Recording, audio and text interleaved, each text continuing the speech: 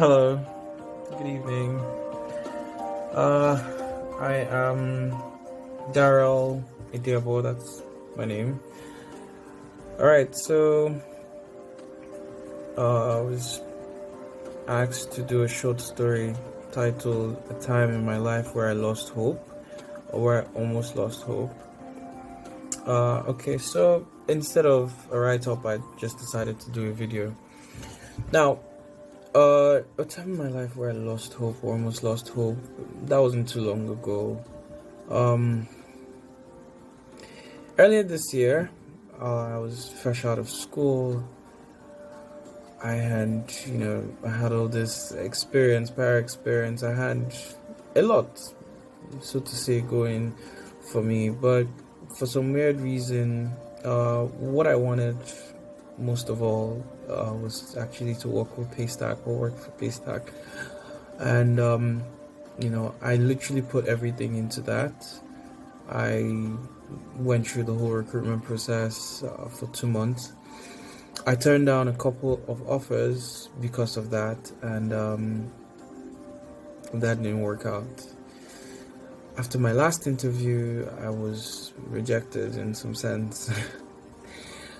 Now,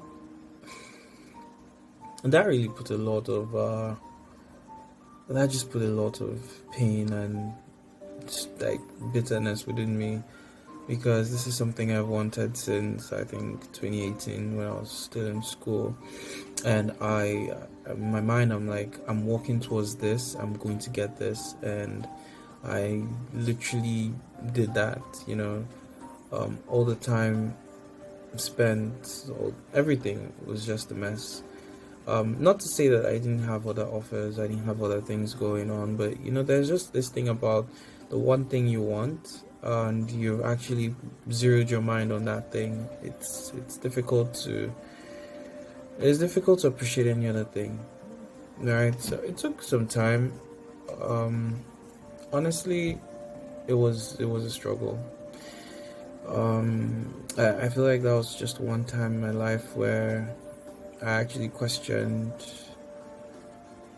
why I was even alive, or what I was doing, or what does it mean at all, honestly. And this was abated by constant rejections from other things that I applied to. So in as much as I wanted Paystack, I still didn't put all my eggs in one basket. I tried other things, they didn't work out, and I wasn't bothered. Paystack was what I wanted, and when that didn't work out as well, it was a challenge. Let me just put it plainly, it was really a challenge. And it was even more difficult because I had turned down other things.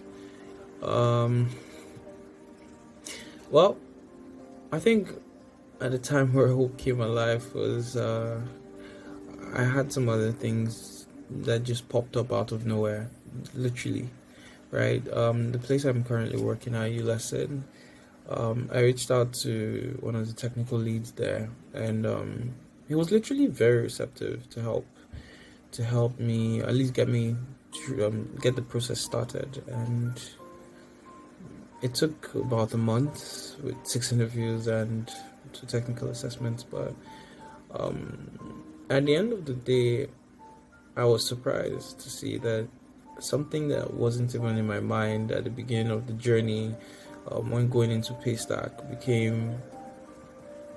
it changed everything, because it then became what I wanted, but I didn't really know that I wanted it. And I came to understand that if not for the rejection I had, I literally wouldn't have even taken that step to reach out to say, okay, now this has happened, what's the way forward? What other thing would I like to do? If not for this, where else would I find myself making the best impact in my life? And I thought about education, because that's something I'm actually passionate about. I've always been keen on education, right from when I was in secondary school. Although I've never really appreciated education the way it is, and I've always thought that it could be better, right? It can be better, it should be better, and just having the opportunity to do that right now is something that I don't think I would have seen going into that. The whole PSAC thing, in fact, even from graduation, I knew it was something that I wanted to do, but I wasn't sure when or how.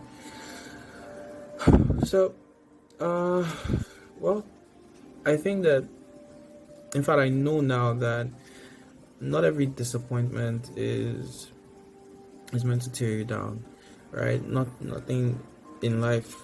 I mean, as far as you believe in what you're doing and you're putting your best foot forward, I know for a fact that it's not going to go to waste. It may not happen the way you wanted.